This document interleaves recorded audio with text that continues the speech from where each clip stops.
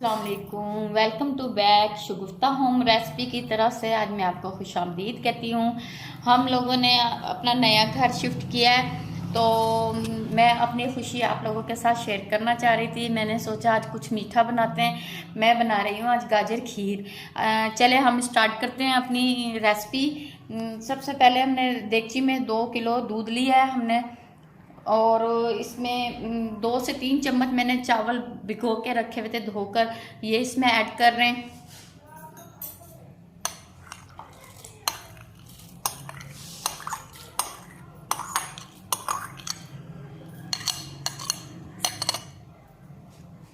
और मैंने 2 गाजरें धोकर कश की हैं ये, और ये इसमें डाल रही हूँ। 2 किलो दूध में सिर्फ 2 दरमियाने साइज की गाजरें इस्तेमाल करनी है, हमने कश करनी है। ये देखें, अब 1 से 2 घंटे हो गए। अब हमारी गाजर भी गल गई है, चावल भी डल गए। अब हम इसे घोटने लगे हैं। और उससे पहले हमने 5 से 6 अदद छोटी इलायची ली थी और उसको हमने कूटा है, बारीक किया है। अब ये इसमें ऐड कर रहे हैं। और अब हम इसमें थोड़ा सा घोटा लगाएंगे ताकि है ना चावल मैश हो जाए बीच में। और साथ में चीनी भी ऐड कर रही हूँ।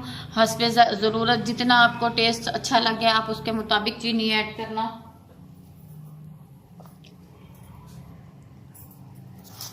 बिस्मिल्लाहिर्रहमानिर्रहीम।